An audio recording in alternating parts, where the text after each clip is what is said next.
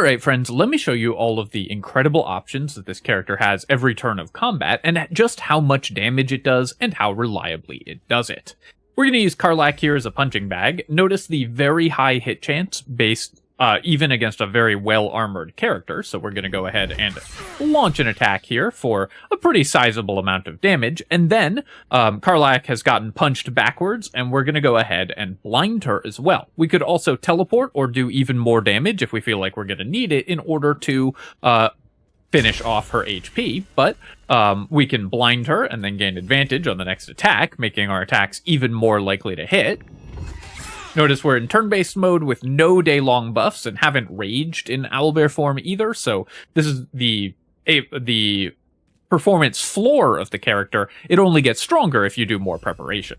Do yet another hit on Karlach here, and she is now dead. And with 3 attacks in a turn, we still have yet a 4th possible attack because we can use Crushing Flight to potentially blind an enemy, or to potentially knock an enemy prone and do even more damage. Combined with our teleport, that gives us a ton of mobility. So this character has tons of crowd control, incredible reliable damage, and this is just one of the many, many features that we have available, because of course we're a full spellcaster as well. Alright, let's get to the build. Hello my friends, and welcome back to another Baldur's Gate 3 Patch 8 character building guide. Hope you're all doing well. Today we're looking at a character that's one of the new best wild shape combatants in Baldur's Gate 3. If you want to annihilate your enemies with the power of nature, this is the build for you. This character gets tons of incredibly high damage attacks that almost can't miss every single turn, and tremendous mobility with the ability to fly, leap, and teleport around the field pretty much for free. You'll also get free crowd control every turn for dangerous enemies, and supplement it all with incredible support and damaging spellcasting. This character pretty much does everything that your party needs in a single package, with tanking, damage, support, and control all in a single utility, and it gets to do it all while running around as a giant bear. One of the major challenges for optimizing wild shape builds in Baldur's Gate 3 is that there simply aren't a lot of effects that improve your combat capabilities while in wild shape. Patch 8 changes that, because one of the new subclasses, Swarmkeeper Ranger's abilities, function perfectly while in wild shape, giving you a ton of new combat options. So that's what we're going to be building today. Before I begin, I do want to take a quick moment to say thank you so much to Thomas Beam for the $20 donation and Tarantula for the $10, as well as Lucky Elise, Jim Eccleberry, and Aman Hamid for becoming channel members. Thank you so much, my friends. I really appreciate the support. It really means so much to me. Alright, let's get building. I'm using Jaheira as the example character here because this is primarily a druid build. Though I actually think from a flavor standpoint this fits a little bit better for Halsin. This is primarily a wild shape focused build, and he's the more wild shape focused of the 2 druids, and also has his unique wild shape, which works pretty well for this build. However, a fun quirk of YouTube is that videos featuring Jaheira do about twice as well as videos featuring Halsin, even if they're exactly the same build, so I'm just giving the people what they want. If you're building this as a custom character, I think there's one race that stands far and away the best for a choice from a mechanic standpoint. What race you pick mostly won't matter for this build, but there's one that really impacts the build significantly, and that race is Halfling. Halfling's ability to reroll 1s gets maintained while in wild shape form, and this character pretty much only misses its attacks if you roll a natural 1. Halfling's ability to reroll those turns this already incredibly consistent character even more consistent. You're going to be making a lot of attacks, and so you'll roll some natural 1s eventually. Turning that from 1 in 20 rolls to 1 in 400 rolls with Halfling is incredibly powerful, and means that you will almost never actually miss your attacks. It also helps you maintain concentration on your spells, whatever spell you cast before entering wild shape. It does slow your movement speed, which is a real penalty, but Halfling's advantages are enormous for this build. Other great picks include Gnome, whose advantage on mental saves also carries over into your wild shape forms, and Wood Elf, whose increased movement speed carries over into your wild shape forms, so Wood Elf or half Wood Elf can be even more mobile than this build already is. what class we start with and the order in which we take our levels for this build are actually fairly flexible. A lot more than most other builds, there's a lot of room to customize this one, depending on what you want to emphasize earlier on in your run and what you're okay leaving until later. By level 8, you're going to want to end up with 5 Druid levels and 3 Ranger levels, but how you get there is actually pretty flexible. So I'm going to show you what I think is the optimal order, but you can definitely adjust this to suit your own preferences.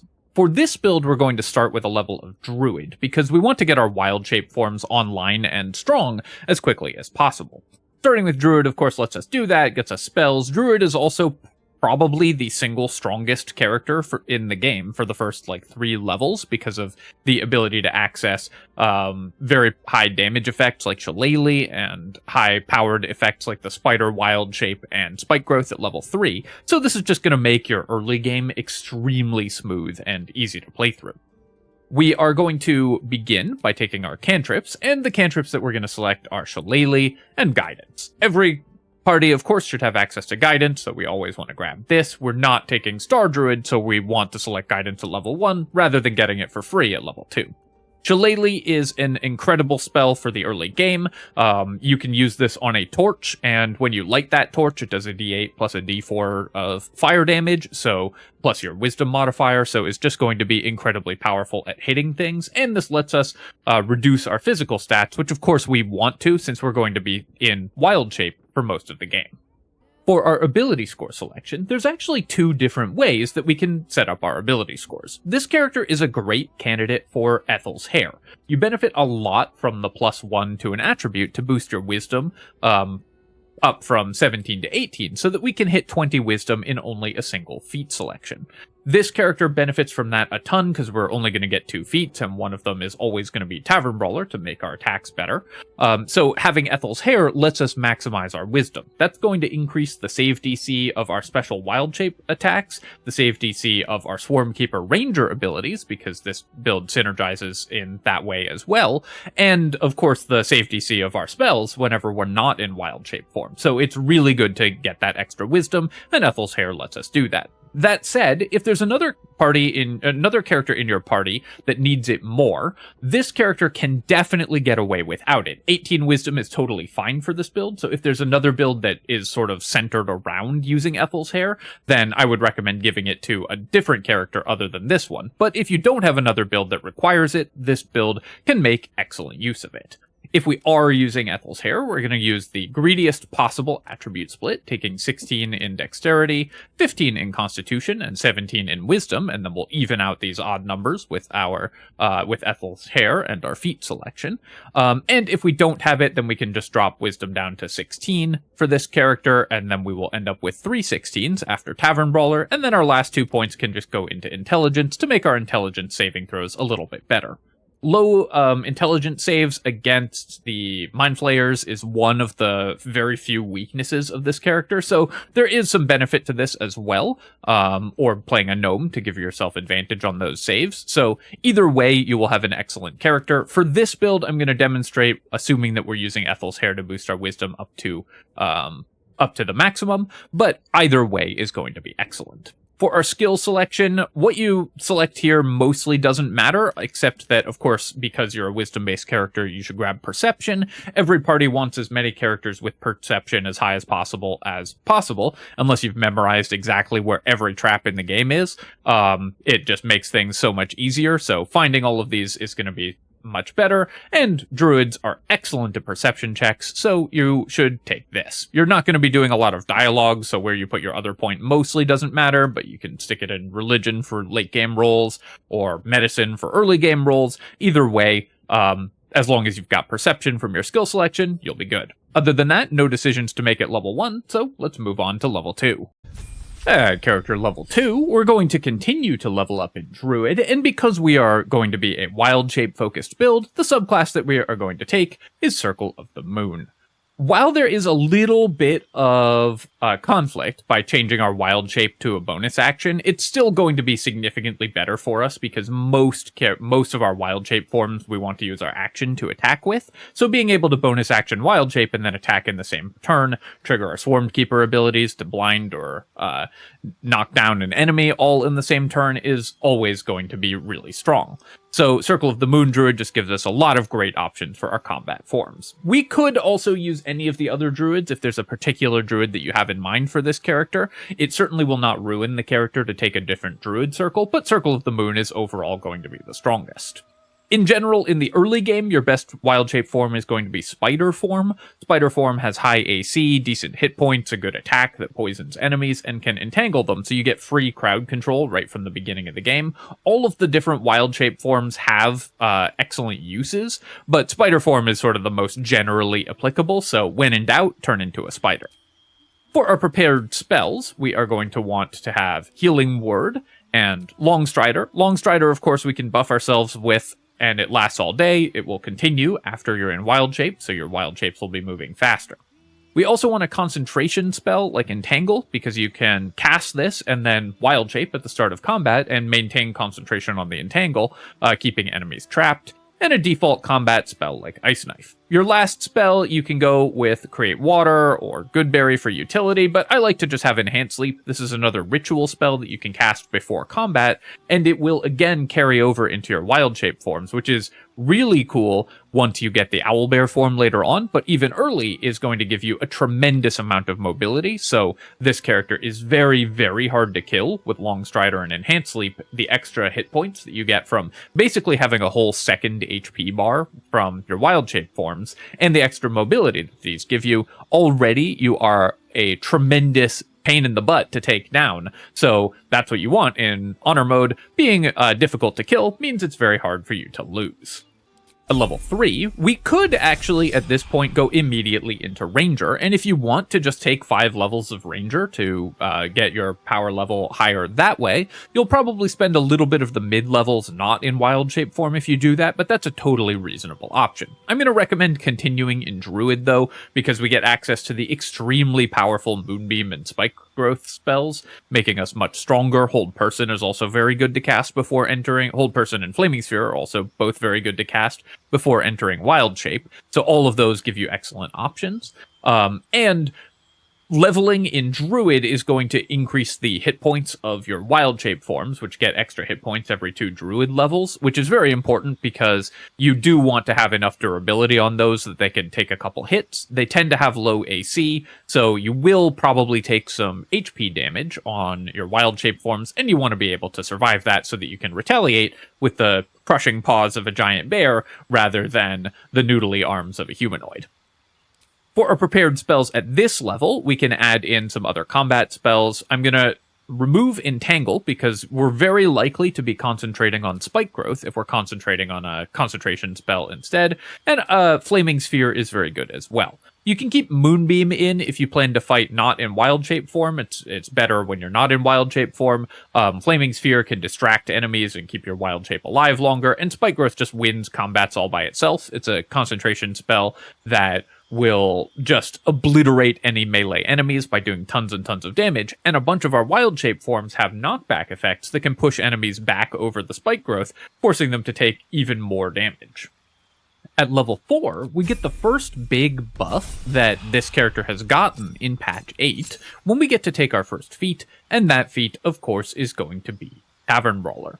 Tavern Brawler allows you to apply your strength modifier twice to attack and damage, which is going to give your character a significant bonus to their hit chance and their damage whenever they're using a more strength-based wild shape form, like for example the Deep Rothe. Tavern Brawler used to, in Honor mode, only give you twice your strength to attack rolls, but not to damage while in wild shape. But in patch 8, this has actually been changed, and so now Tavern Brawler applies the full bonus no matter what difficulty setting you're on. That means even in Honor mode for a Druid, you're going to be hitting your attacks with extreme reliability because you're doubling your strength bonus to hit, and that strength bonus, if you're in an owlbear form, is going to be an additional +6 to hit, so you're just going to hit all of your attacks, and doubling your strength bonus to damage, so all of those attacks are going to hit incredibly hard. That's why we took the odd number in Constitution, so we can take Tavern Brawler and then even this out at 16 Constitution. So we have 16, 16, 17, or if at this point we've gotten Ethel's Hair, 18 Wisdom, meaning that our character has even more in the way of stats. Now this +1 from Constitution, there was a time very early on in development, where this +1 from Tavern Brawler would carry over into your Wild Shape forms, and you'd actually get the extra Constitution in Wild Shape, or the extra Strength if you put it in Strength. That's no longer true, but the additional damage that you get in Honor Mode from Tavern Brawler, I mean, we all know how incredibly broken this feat is. Druids are probably the character that uses it in the least abusive way compared to throwers or monks, but still, doubling your strength bonus to hit and to damage is so incredibly strong, especially when your strength bonus is so high, because all of the Wild Shape forms increase your strength. The way that wild shaping works, of course, is that it's going to replace your physical stats, strength, dex, and con, with the physical stats of the wild shape form. So we just need high mental stats. You still want these stats to be pretty high, though you could take 12 intelligence and 14 constitution, for example. But you still want these stats pretty high for when you're not in wild shape, and to keep your initiative and hit points high so that your character can act while not in wild shape, because casting spells is still an important component of this character's potential. Speaking of casting spells, of course, we get another cantrip, and the cantrip that we're going to take is going to be Thorn Whip. Thorn Whip gives you a lot of tactical options for when you're not in wild shape form. Putting down a spike growth and then pulling an enemy across it with Thorn Whip is really good damage, and the ability to reposition enemies is always powerful, even though this is only 30 feet. There's plenty of fights where there's an archer up on the high ground that you want to pull down to you, or an enemy across a chasm or ledge from you that you want to pull to their death. So Thorn Whip is just a great tool to have in general. At character level 5, we're going to be taking our 5th level of Druid to get access to 3rd level spells, which of course are incredibly strong, and Wild Strike. Wild Strike is the Druid's version of extra attack, so we really want to hit Druid level 5 to get access to this, so that we can attack twice in a single action, because of course with our Tavern Brawler hits, we're hitting really, really hard, so Wild Strike doubles up on that and just makes our attacks hit even harder. Our prepared spells give us another pile of really good options here. I'm going to recommend taking Plant Growth and Sleet Storm. Plant Growth is not concentration, so you can use this and concentrate on another spell, and it will quarter enemy movement speed. Usually you're going to be using Spike Growth over Plant Growth, but there's plenty of times where there are melee enemies who aren't easily able to jump out of the Plant Growth effect. You can combine this with Hunger of Hadar in addition as well, in order to just win fights if you have a Warlock in your party. And quartering enemy movement speed is absolutely busted, because they just will take 20 turns to get to you, which gives you plenty of time to plink them down from range. So any fight where you don't want to get up close and personal with Fang and Claw, you can still play as a very powerful ranged caster, because you're still a druid, you're still a full caster. Sleet Storm just wins fights by itself by making enemies fall prone, and it's just a very powerful effect. Any enemy that gets out of it without falling over is going to meet the paws of an angry bear on the outside, or I guess the fangs of an angry spider or the horns of an angry Rothe is more likely, but you can use your wild shape forms to kind of herd enemies into the Sleet Storm, where they will then be obliterated by the constant free crowd control of slipping on falling on ice. Now, up until this point, this has looked like a pretty standard Druid build. Of course, we get the new full damage bonus on Honor Mode with Tavern Brawler, but other than that, we're pretty much just building a Moon Druid. But this is where the build is going to deviate from that course by taking, instead of our 6th Druid level, a level of Ranger. You could take the 6th Druid level to get Owlbear form if you want to be an Owlbear as soon as possible, but level 5 Druid gives you extra attack or Wild Strike, and so is the normal breakpoint for swapping out to take levels of Ranger to get yourself even stronger. Levels of Ranger give us a bunch of great things. Firstly, we get a favored enemy. You can take Ranger Knight here. Heavy armor proficiency is actually pretty useful for this character. Staying in heavy armor when you're not in wild shape form gives you a lot of options for even more defensive abilities. None of these other options really do anything, so you can kind of take them for flavor, but Ranger Knight is going to be the one that probably has the most applicable options. Also lets you use the Grimskull Helm, because Hunter's Mark is actually pretty relevant for Swarmkeeper Ranger as well. The really important one, though, is that Natural Explorer, these abilities, the resistances, do carry over into Wild Shape. Wild Shape forms can sometimes suffer when it comes to AoE damage, and often have slightly lower HP. So taking this level of Ranger, while it's not giving us that much for our wild shape forms yet, is still increasing our defensive capabilities significantly, because we can take Wasteland Wanderer for fire, and fire, as the most common damage type, is one of the ways where we're going to be knocked out of our wild shape form most frequently. Having resistance on that makes our second hit point bar even better. Ranger also gives us more just base hit points, so this character just ends up extremely tanky as a result of taking these Ranger levels as well. What ability scores we take here mostly don't matter, but stealth is probably the most relevant of them. We get martial weapon proficiency and have decent dexterity, so this character can sit at range with hand crossbows if that's something that you want to do also.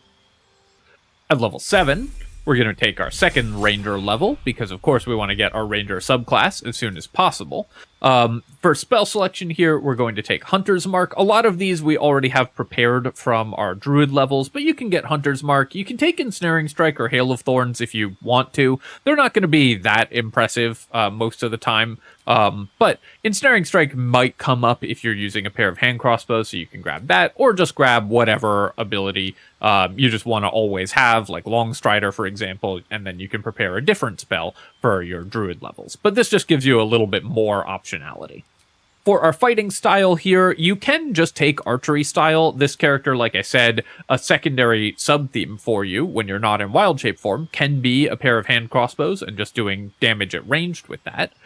If that's your plan, archery is usually going to be better than two-weapon fighting, because the hit chance bonus is typically going to be better than the +3 damage bonus from your dexterity, but usually the best choice for fighting style is just going to be defense fighting style. While this +1 AC does not apply during your wild shape forms, it's still incredibly useful for when you're not in wild shape, or if you get knocked out of wild shape and have to run away. Having the extra AC just makes you that much more survivable. Then, at character level 8, we get to take our third level of Ranger and turn on our Swarmkeeper abilities.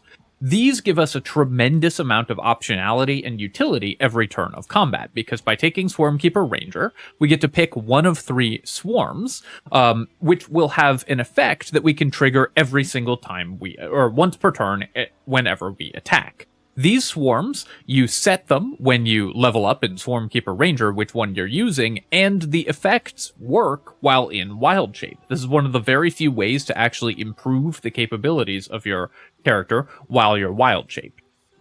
If you choose bees, then you can deal additional piercing damage, push the enemy, or do a short-range teleport. Jellyfish can do lightning damage, shock the enemy, preventing reactions, and moths can do psychic damage and blind the enemy, and all of them can do the short-range teleport.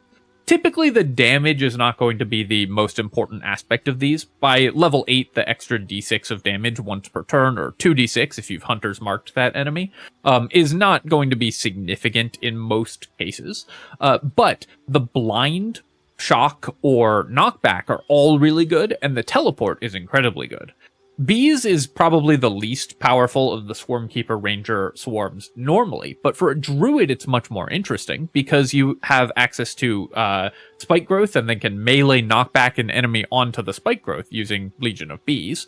Jellyfish can work with druid's natural lightning synergy. You have Call Lightning as a spell known, you have lots of effects that care about getting enemies wet, so you can do lightning focused damage, and Moths is just generally speaking the strongest one. I'm going to suggest taking Moths here because blinding an enemy every turn. This is 2 Tavern Brawler attacks and a free blind every turn.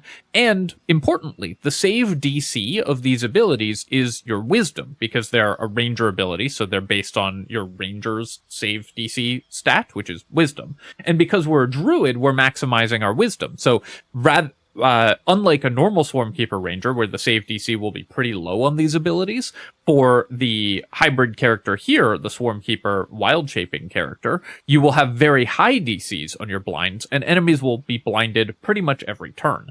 This gives you a tremendous amount of mobility. Your wild shape forms have a lot of mobility options already, and then you can also teleport after attacking once per turn, or you can blind an enemy, or if you just need a little bit of damage to finish them off, then you have that option as well. So this gives you a tremendous amount of optionality in combat.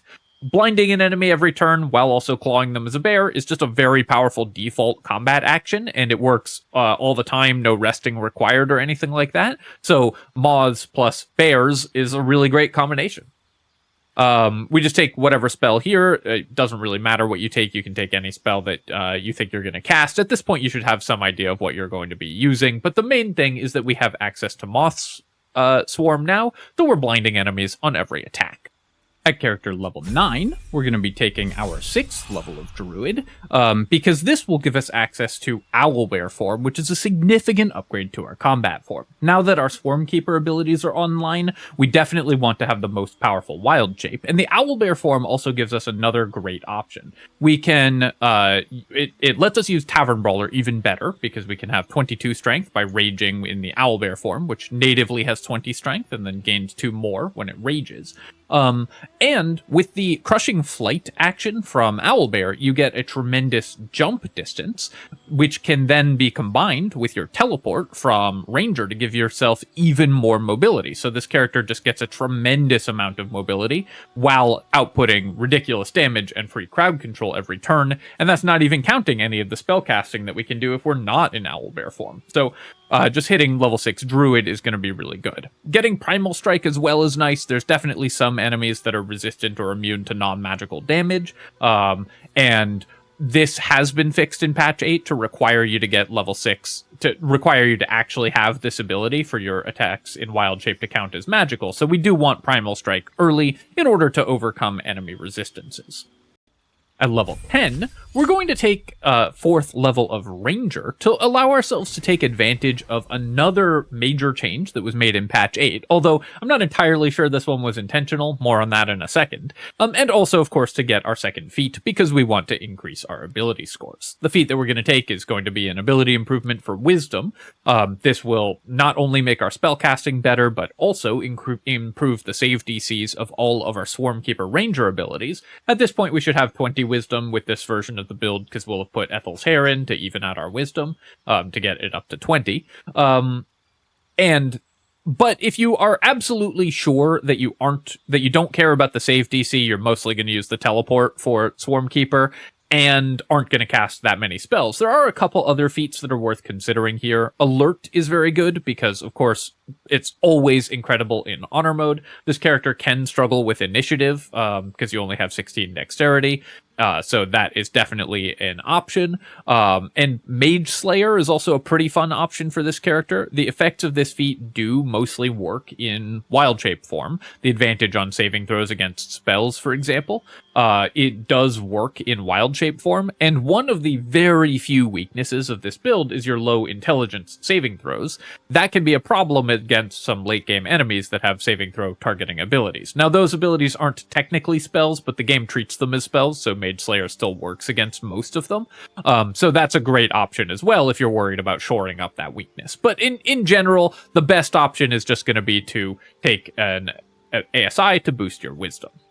Then, at level 11, we're going to take a 5th level of Ranger. Now, this might seem a little bit odd, but there was a pretty significant change to Honor mode in patch 8, which is that extra attack from martial characters now fully stacks with Wild Strike when you're in Wild Shape form, including on Honor mode. It always stacked on lower difficulties in Tactician and below, but now on Honor mode it stacks. I'm not entirely sure that this was an intentional change, but we will have to see if it remains in the game, because if it does, then getting a third attack is going to be incredibly powerful. If it doesn't remain in the game, you can just keep leveling in Druid, and you won't need the 5th level of Ranger, though it's certainly not bad to have the 5th level of Ranger either. But as long as that changes in the game, Ranger level 5 is going to be an incredible bonus to your damage. Getting a third attack on every action is a ridiculous amount of damage, especially when they're all doing the full damage bonus of Tavern Brawler, and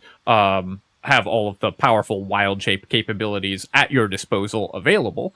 So extra attack is just the best possible thing that we can get.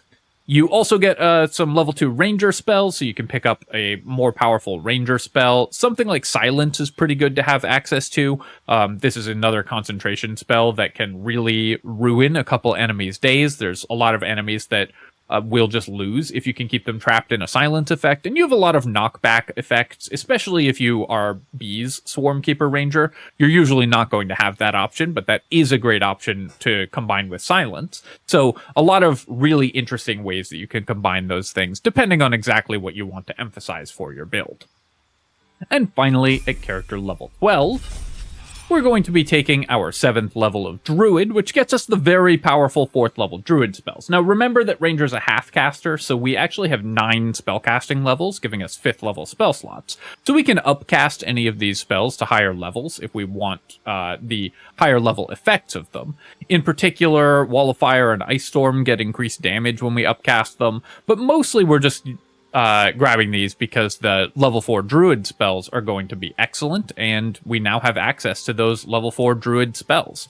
For prepared spells at this level, we're going to add in a bunch of those awesome options. Conjure Woodland Being, even this late, is still going to be an incredible boost to your party all day. Even at level 12, this is one of the most efficient and best summon spells in the game, and just makes your whole strategy wildly better.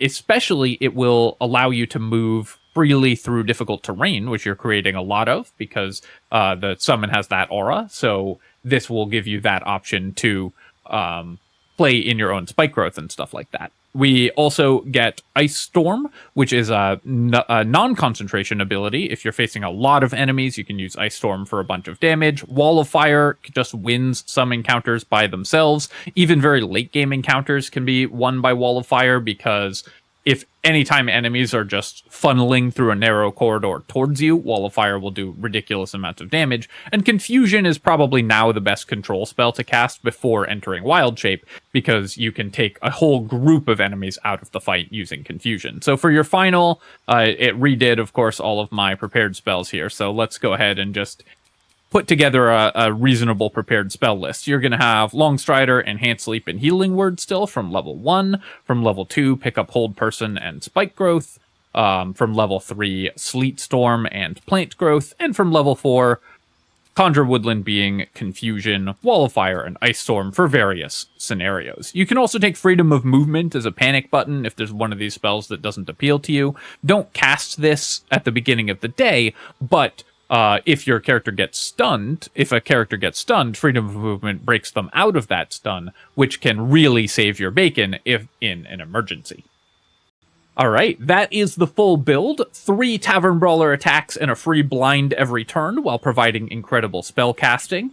But, of course, we can make this character even better with items, though it's much less item dependent than most builds, so let's talk about those. 4 items for this character. One of the awesome things about this character, of course, is that as a wild shape character, you have pretty much no specific item requirements. There's almost no items in the game that work while you're in wild shape, so you gain the benefit of being able to fit into any party no matter their gear requirements and not conflict with any other party members. You will always be able to just equip this character in whatever your second best gear is, and they will do just fine because they don't need any specific items to be almost as powerful as they possibly can be. However, there's a couple items that we can use to make ourselves even stronger.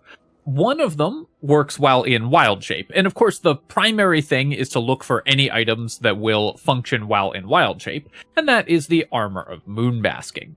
Armor of Moonbasking gives you a +2 bonus to your AC and advantage on saving throws against spells, and works while you're in wild shape. The main downside of this character is that you have low intelligence saves, though you're very good at wisdom saves, and you have low armor class because you are a wild shape focused character, and the wild shape forms typically have fairly low AC. So the Armor of Moonbasking just solves both of those problems. It also gives you temp HP, which can be very useful if you get knocked out of wild shape. You can and damage reduction. So as an item that's intended for wild shape characters, this is the #1 item. Luckily, no other character will want this because it only works if you're wild shaping. So this item is perfect for this character because it's ideal for you and nobody else needs it. An alternative option for armor is the Dwarven Splintmail. We have heavy armor proficiency, and this is just a great set of armor for a caster, giving you even better constitution saves, as well as damage reduction and very good armor class while not in your wild shape form. So this is a great option for just sort of generally wandering around before you get the Armor of Moonbasking.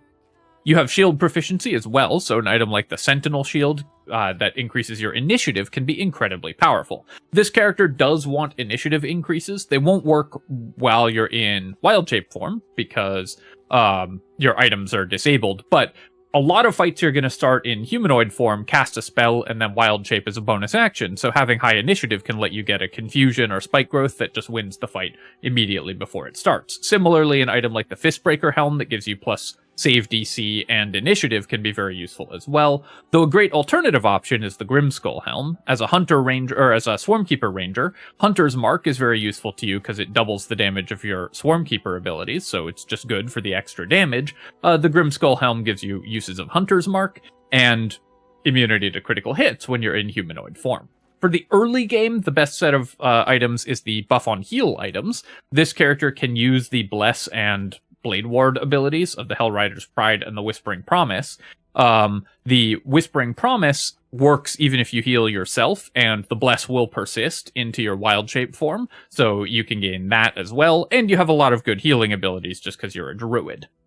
A couple cool weapon options for this character. Of course, as a spellcaster, that was supposed to be Markahesh gear. I picked the wrong legendary. But anyways, we all know about Markahesh gear and how good it is for every caster. The ability to refresh your spell slots and have the short rest chain lightnings is going to be incredible. I just happened to pick Nirolna there for the item. Apologies for the sloppiness. Let me see if I can find where Markahesh gear has gotten to in this party. Does Gale have it? Nope. Do you have it? Nope. Alright, a little bit of reorganization later. We've got the right item. Markahesh gear, of course, gives you increased spell save DCs and the ability to cast Chain Lightning as a short rest. That's a great spell, of course, to cast before entering wild shape. So as a spellcaster, you benefit from this very heavily. Another alternative option that I think is actually quite strong for this character is the Defender Flail. This item doesn't get a lot of use in general, but is a great defensive option, giving you +1 to your AC, so you can combine it with a shield for really high AC in humanoid form. When you get knocked to your humanoid form, you often are just going to want to run away, so having high AC can keep you alive during that time, and this item that sees very little usage otherwise can really benefit that. A pair of hand crossbows is very nice for this character as well. We have 16 dexterity right from the start of the game, and Hunter's Mark allows us to do more damage with these, so the pair of hand crossbows is great. It can let us trigger our Swarmkeeper Ranger abilities while in humanoid form if we get knocked out of wild shape, so having a pair of hand crossbows gives you another set of excellent options, especially if you selected archery fighting style.